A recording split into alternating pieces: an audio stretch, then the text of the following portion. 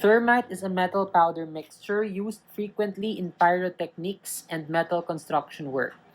It is composed of highly powderized aluminum and iron 3 oxide, and when ignited by a high temperature source, it reacts accordingly to the following equation.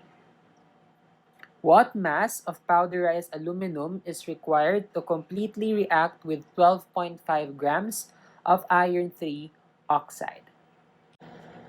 So in order to answer this question, we must do the following steps.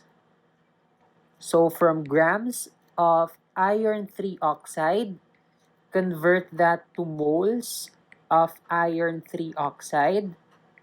And from moles of Fe2O3, convert it to moles of aluminum.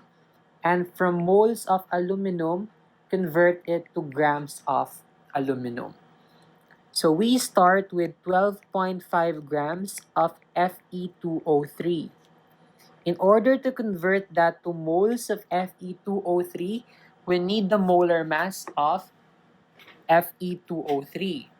And the molar mass of Fe2O3 is 159.7 grams. Of Fe2O3 is 1 mole of Fe2O3. So the grams of Fe2O3 will cancel, and we are left with moles of Fe2O3. Now, to convert moles of Fe2O3 to moles of aluminum, we look at the balanced equation.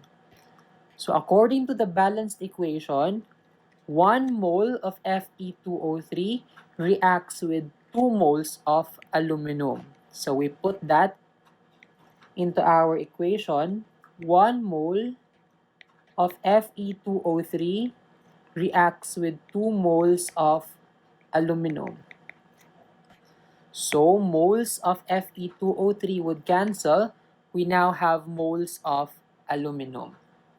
And finally, to convert moles of aluminum to grams of aluminum, we need the molar mass of aluminum.